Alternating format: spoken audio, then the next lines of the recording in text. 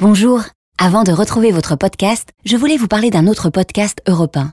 Il s'appelle Sage Meuf. Il parle de la maternité avec des témoignages de jeunes parents et tous les conseils pour gérer au mieux l'arrivée d'un bébé. En plus, à chaque écoute de Sage Meuf, Carrefour s'engage à verser un don pour soutenir le Collège national des sages-femmes de France. Avec les marques Carrefour Baby et Tex Baby, Carrefour accompagne les bébés au quotidien. Des produits alimentaires et d'hygiène, du textile, de l'équipement. Avec Carrefour, on a tous droit au meilleur. Et surtout les bébés. Allez maintenant, place à votre podcast. Chaque semaine, Madame Soleil fait votre horoscope dans France Dimanche. Bonjour madame. Bonjour Madame. Bonjour madame. Mon mari est né le 9 mai 1940 à 4h du matin.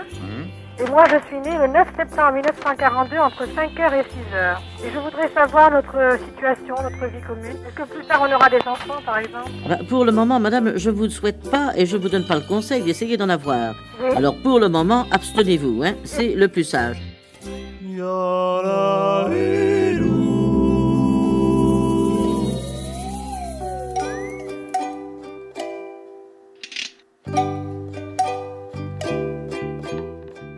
C'est la première consultation de grossesse pour Elodie. Elle attend son deuxième enfant.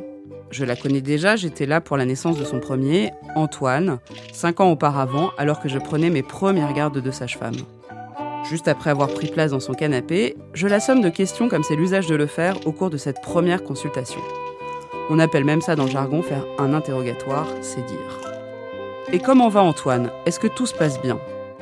Elle semble tout d'un coup tracassée. Un voile noir s'abat sur son visage. Elle me raconte que son fils est un enfant sensible, gentil et intelligent, mais que tout est compliqué. L'apprentissage, le coucher, la séparation, les repas, le transit, rien n'est facile. Elle me dit aussi qu'elle a tout essayé avec son pédiatre, inquiet lui aussi.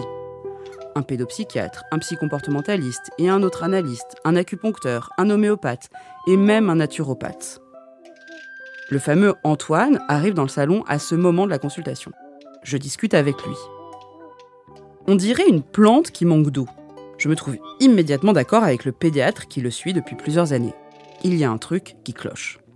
Je lui demande si elle a creusé la question des circonstances de sa naissance. Ce à quoi elle me répond que pas vraiment. J'en ai moi-même un souvenir cuisant. Antoine a eu une naissance vraiment rock'n'roll. Il a souffert d'une infection néonatale sévère qui a nécessité une hospitalisation de quelques jours en réanimation immédiatement après sa naissance. Séjour pendant lequel, en plus, sa mère n'a pas pu le voir car elle était elle-même surveillée dans une unité de soins continus. Franchement pas drôle. Alors, comme personne n'a rien à y perdre, je l'adresse avec son accord à un pédopsychiatre sensible et rodé à la prise en charge des bébés et des enfants pour qui la naissance a été compliquée.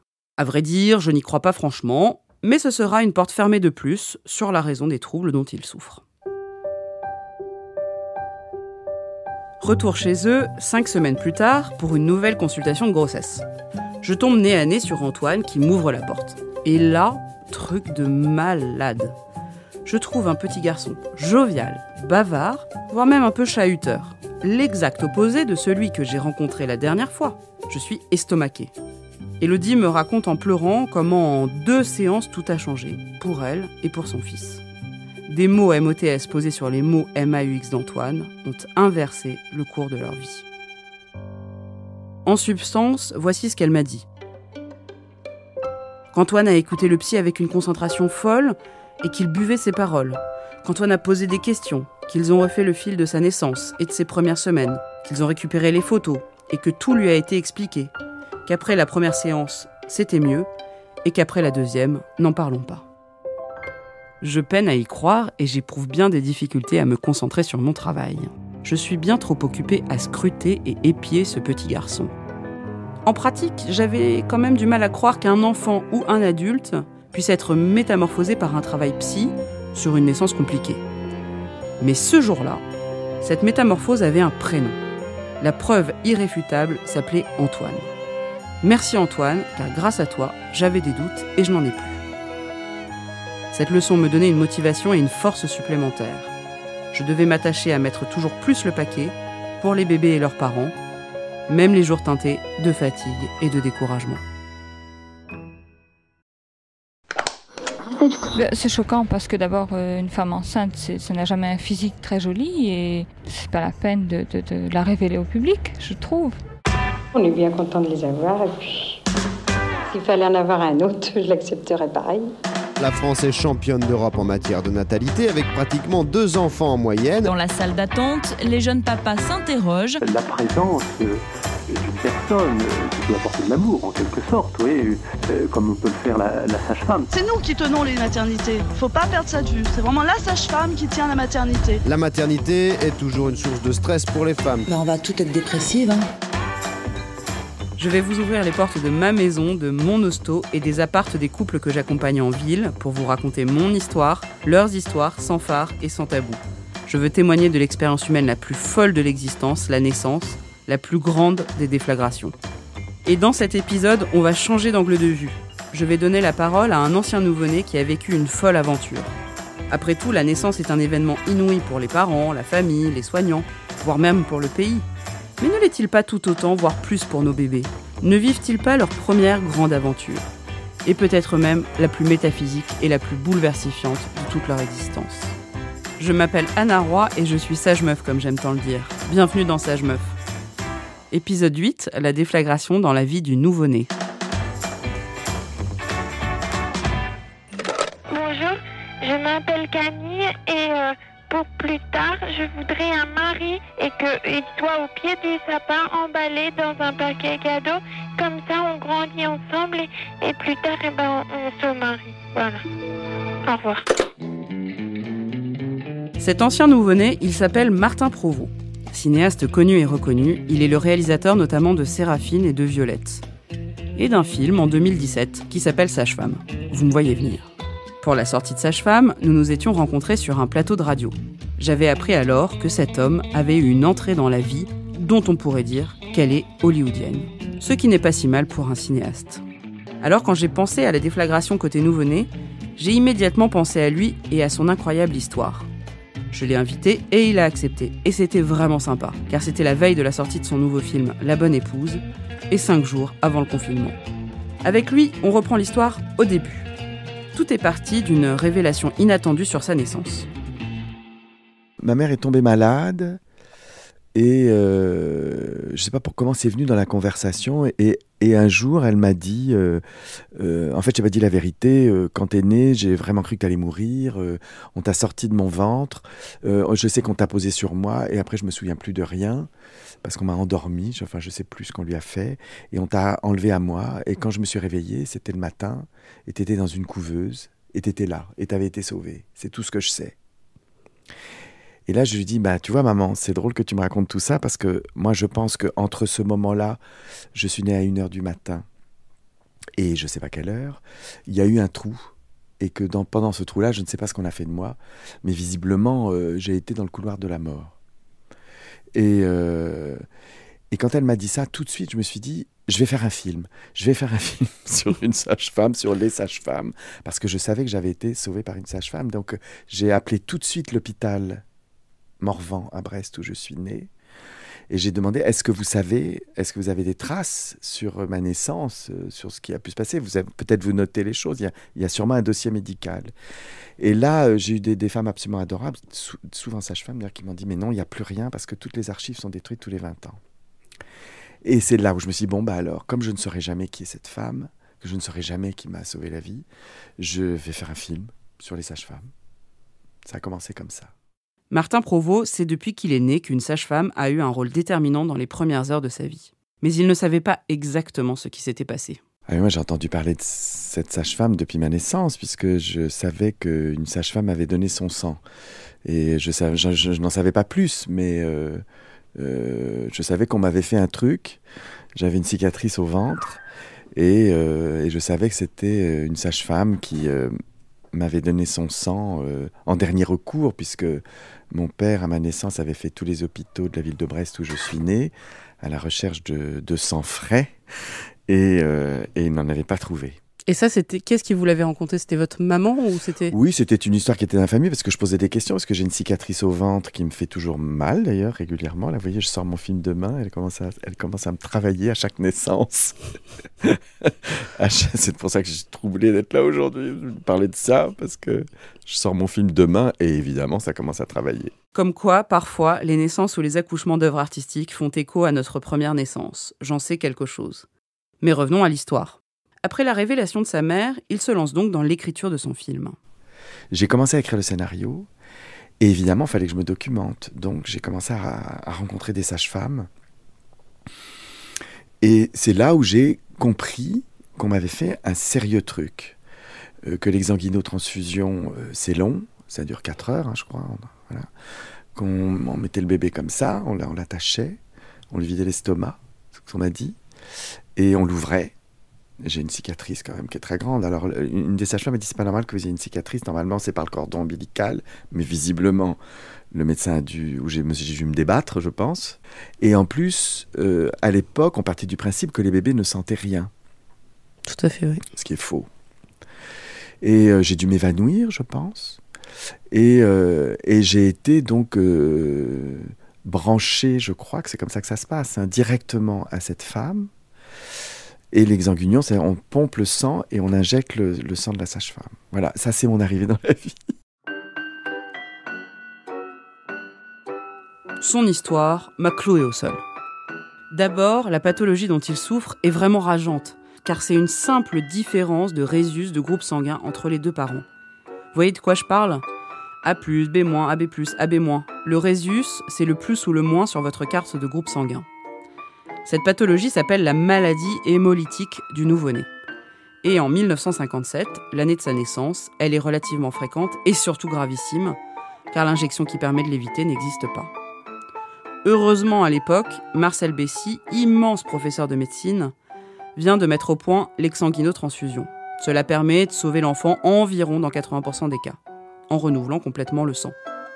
L'injection préventive d'immunoglobulines anti-D, elle, ne sera découverte qu'en 1965 et démocratisée des années après. Aujourd'hui, les exsanguinotransfusions sont devenues exceptionnelles. Mais surtout, ce qui est frappant dans l'histoire de Martin Provost, c'est le déni de la douleur des bébés.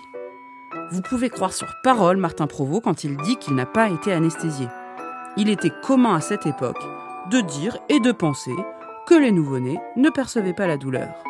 Si bien que l'on exerçait la chirurgie sans anesthésie, ou presque, y compris de la chirurgie lourde, comme de la chirurgie cardiaque. Je préfère même pas y penser, tellement c'est l'épouvante pour moi. L'enfer de Dante. T'as lu le truc? Non, mais il faut pas faire de digression, mais quand même j'ai envie de le raconter. Dans le service des grands brûlés à Trousseau, donc ils avaient aucun traitement antidouleur, donc ils souffraient, ils étaient tous prostrés, complètement paralysés. Enfin, complètement anéantis par la douleur, ils bougeaient plus, ils mangeaient plus. Et on disait, c'est parce qu'ils n'ont pas leurs parents à côté d'eux, donc ils sont tristes. Et puis un jour, ils ont eu un paraplégique qui s'est brûlé. Donc il sentait rien. Et cet enfant-là, il était brûlé sur l'intégralité des jambes, donc logiquement, il aurait dû, Et il jouait, il était content et tout. Et tout d'un coup, ils se sont dit, oh putain, en fait, peut-être que les autres, ils ont mal. Alors ils ont essayé des traitements antidouleurs sur les autres, et les autres se sont remis à jouer et à être contents.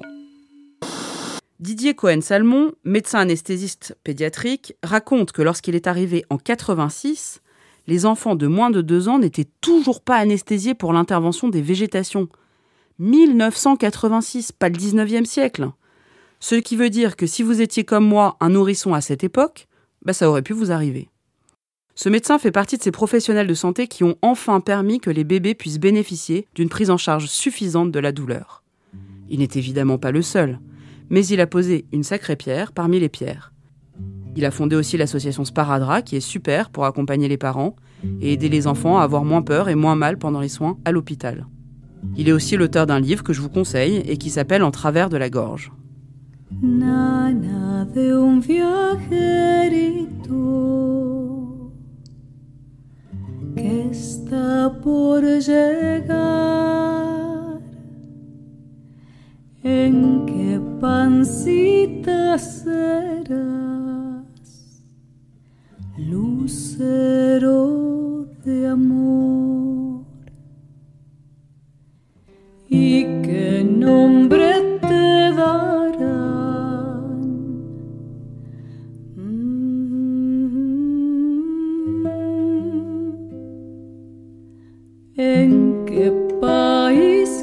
serás.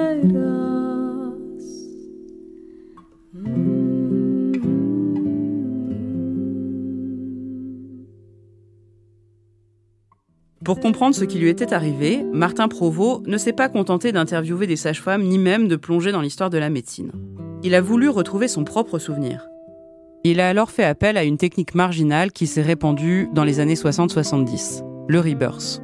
Avant de vous faire écouter son témoignage, il me faut vous mettre en garde. Le rebirth, comme certaines pratiques d'hypnose, a donné lieu à des dérives très graves. Pour vous l'expliquer, le mieux c'est que je vous lise ce qu'en dit la Miviludes. La Miviludes, c'est la mission interministérielle de vigilance et de lutte contre les dérives sectaires. Ces techniques, parmi lesquelles le rebirth ou les thérapies du rêve éveillé, sont mises en œuvre dans le secret des cabinets de consultation. Quand elles sont utilisées par des thérapeutes dépourvus d'acquis validés et usant de leur pouvoir de suggestion, elles sont redoutables dans le processus de mise sous emprise des patients, au moyen de faux souvenirs, d'inceste ou de viol, commis par des ascendants révélés, entre guillemets, par le thérapeute. Ce qui conduit inévitablement à des ruptures familiales, voire à des procédures judiciaires intrafamiliales, dans laquelle la parole des victimes peut apparaître crédible pour les experts, alors que les faits ont été totalement inventés par le thérapeute, qui est parvenu à en persuader son patient, entre guillemets. Ces méthodes sont particulièrement pernicieuses. Maintenant, écoutons ce qu'en raconte Martin Provost. Donc, on m'avait fait faire pour ce rebirth une relaxation profonde. C'est le premier que j'ai fait, ça. On était plusieurs d'ailleurs à le faire. Et c'est vrai qu'à un moment, si vous lâchez le contrôle, ça se passe étape par étape. Relaxation profonde, donc on souffle dans chaque partie du corps. Un souffle qui vient du fond de soi. Par la respiration diaphragmatique, qui est la respiration qu'on apprend aux femmes enceintes, qui est une respiration que j'ai appris très tôt en étant acteur. Donc j'avais des facilités avec ça. Et puis après, on vous fait visualiser des choses. Moi, c'était un couloir avec un ascenseur au bout. On entrait dans l'ascenseur, je m'en souviens, c'est fou, j'ai fait ça il y a longtemps, j'avais 20 ans quand j'ai commencé. Et on appuyait sur moins 15. Et hop, on devait sentir l'ascenseur descendre et tac, on sent. Et c'est vrai que le corps lâche si on joue le jeu. Ça joue beaucoup avec la voix du guide, en fait, qui peut être un hypnotiseur aussi. Et puis, au moins 15, les portes s'ouvraient. Et là, on arrivait dans un endroit agréable où on devait s'allonger. Et puis, à ce moment-là, se mettait en route, je ne sais plus exactement les termes, mais l'accouchement, enfin. Et c'est là où moi j'ai vu, je me souviens très bien, ce médecin penché sur moi avec la blouse blanche, je revois sa tête, jamais oublié sa tête. J'ai vécu d'abord ma naissance, donc c'était, je vois très bien, on sentait les coups, les à-coups du ventre, enfin comment ça s'appelle ? Les contractions. Les contractions, c'est le diaphragme, je crois, qui pousse. Et en fait, c'est l'enfant qui veut sortir. Évidemment, c'est difficile. Le passage dans l'utérus, enfin dans le col, et la dilatation du col, tout ça, je l'ai vécu. Et puis à un moment, la lumière. Et des lumières beaucoup trop aveuglantes, je me souviens, parce que c'est terrible pour un nouveau-né. Tout ce truc qu'on avait à mon époque, je crois qu'on fait beaucoup plus attention maintenant, totalement aveuglé. Et puis moi, le sentiment d'avoir été posé en effet sur ma mère, ça je m'en souvenais, je l'ai vécu, mais d'être arraché tout de suite. Et le coup de bistouri, les attaches, ou maintenues. Et là, les hurlements.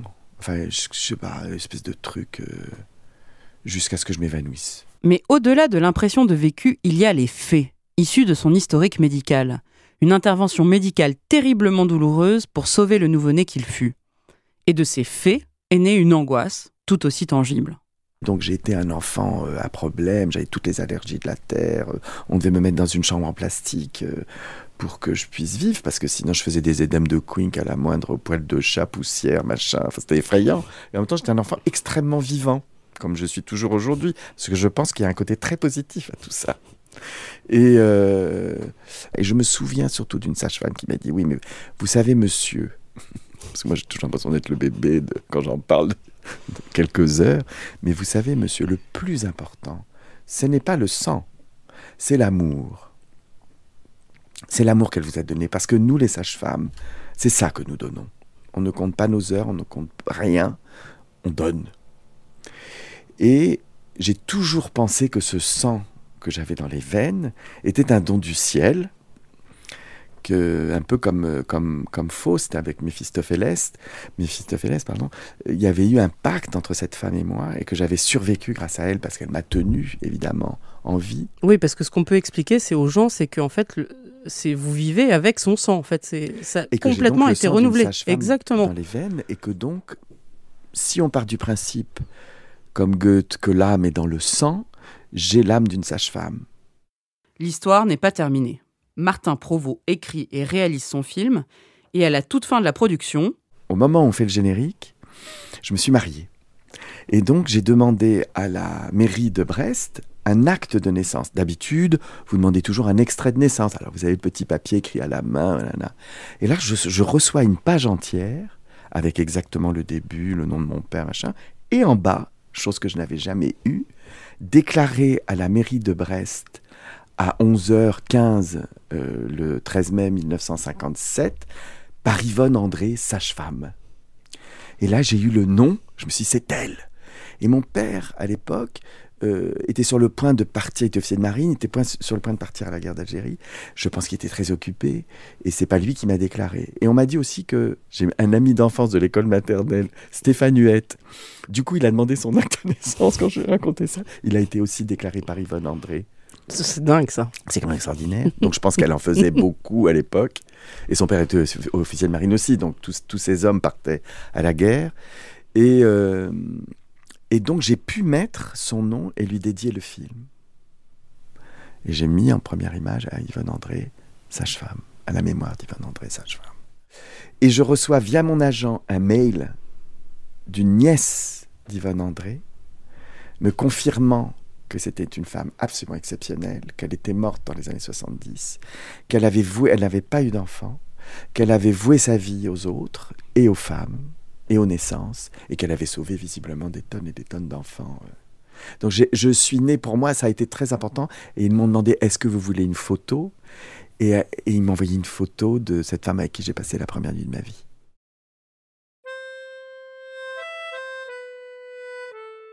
Martin Provost, notre ancien nouveau-né, a transformé l'essai.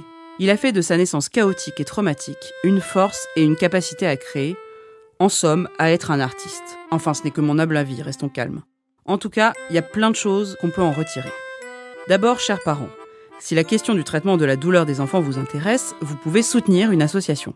Ensuite, si vous sentez qu'il y a un truc qui cloche chez votre enfant, comme la maman d'Antoine, et que tout a déjà été checké par plusieurs pédiatres ou médecins, pensez à explorer cette piste de la naissance et des premiers mois. Parlez-en à un psychologue clinicien ou à un pédopsychiatre. Et même s'il n'y a rien qui cloche d'ailleurs, mais que l'accouchement a été difficile. Dans tous les cas, commencez par revoir les professionnels présents à votre accouchement et ou demander à avoir accès à votre dossier médical. Reprendre et comprendre les faits est indispensable. C'est un travail riche qui évite de vous ancrer vous aussi dans un vécu qui pourrait devenir traumatique. Ensuite, vous pouvez raconter sa naissance à votre enfant, quel que soit son âge, en vous aidant ou non des photos. Mais je vous conseille de vous faire accompagner par un professionnel pour éviter les mots de travers. Parce que oui, les mots peuvent jouer dans les deux sens. Libérer, mais aussi parfois enfermer dans un destin. Il est né, le soleil étant entre le signe du Verseau et le signe des Poissons. Il est rétrograde dans le signe du Capricorne. Il sera sage, réfléchi, prudent, prévoyant. Mars lui donne de l'audace dans son thème et Saturne un frein. Il tiendra de son père. Il sera très sympathique, très beau. Enfin, c'est mon point de vue d'astrologue.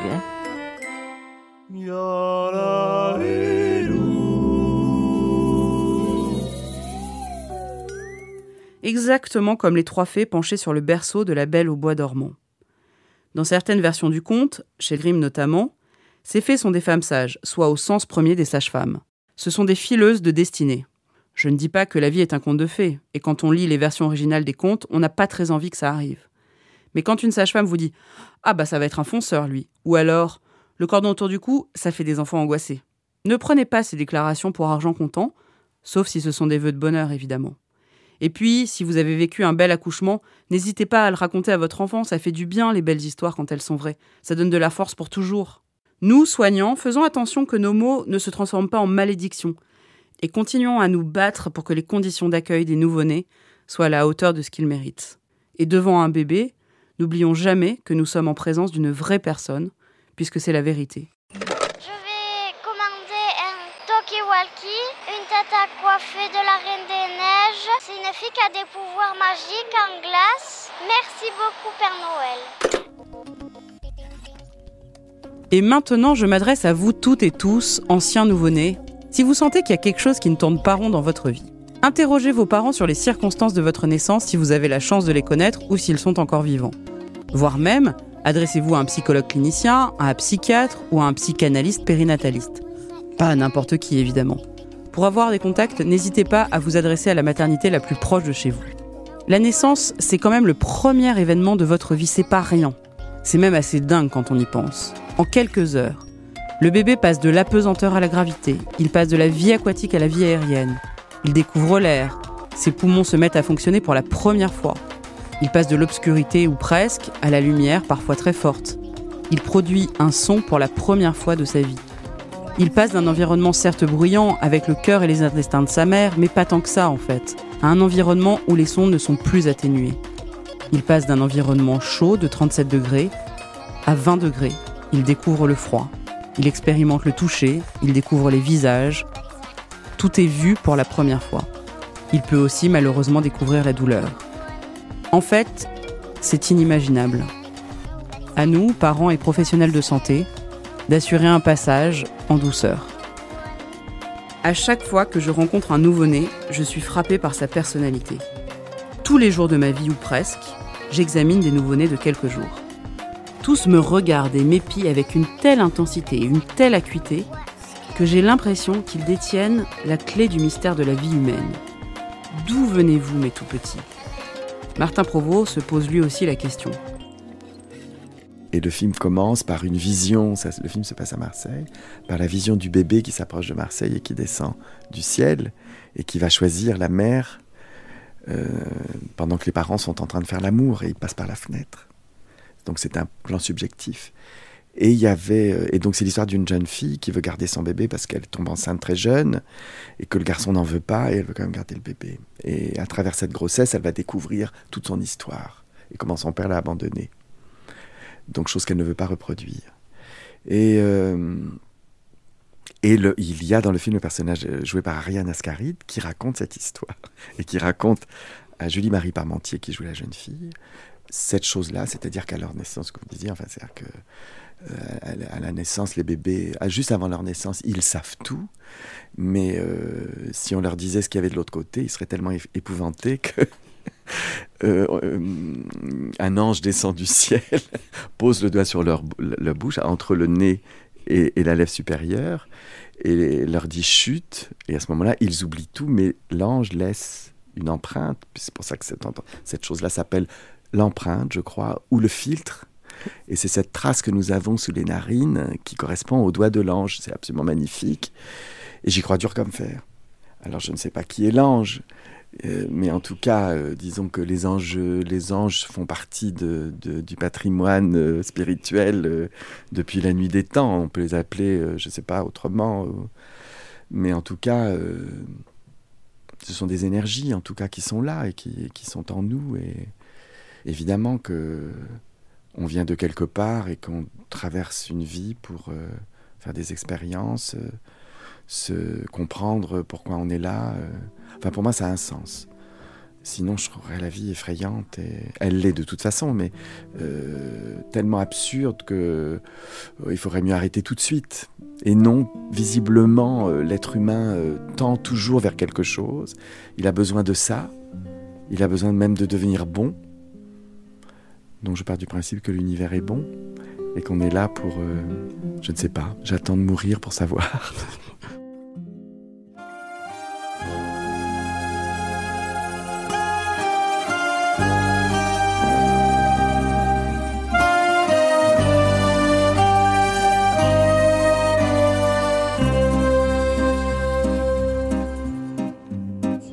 J'ai demandé un berceau, des habits pour m'habiller, des disques, des marionnettes. Et toi, qu'est-ce que tu as choisi? Un habit de motard, un cinéma, du Lego et un appareil photo.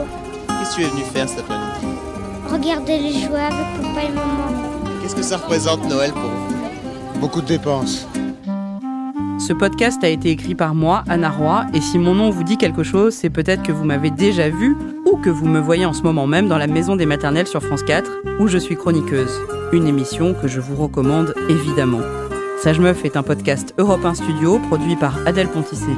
Il est réalisé par Charlène Noyoux. Qu'attendez-vous aujourd'hui? Qu'est-ce qui est primordial pour vous? Il y en a marre d'être payé beaucoup moins que les hommes, marre de tout ça, des trucs habituels. Est-ce qu'il est facilement conciliable de justement travailler et d'éduquer ses enfants pour vous? Oui, moi j'arrive très bien à concilier. Je m'arrête très souvent quand j'en ai marre, quand je vais être un peu avec mes gosses, je m'arrête de bosser, je me mets en arrêt maladie, puis je reste avec eux. Mais alors c'est pas très honnête? Envers le patron, mais je m'en fiche. C'est pas important pour moi ça. Pour moi le patron n'est pas honnête envers moi, alors là ça me pose vraiment aucun problème. Hein. Les hommes aussi le font. Ils font pareil. Merci infiniment à Martin Provost pour son témoignage et à tous mes patients, petits et grands, sans qui rien n'aurait été possible. N'hésitez pas à commenter, à partager, à questionner ou que sais-je encore sur mon Instagram anaroy75. Et si ce podcast vous a plu, n'oubliez surtout pas de vous abonner sur vos plateformes d'écoute préférées et nous mettre plein d'étoiles. Bisous Père Noël.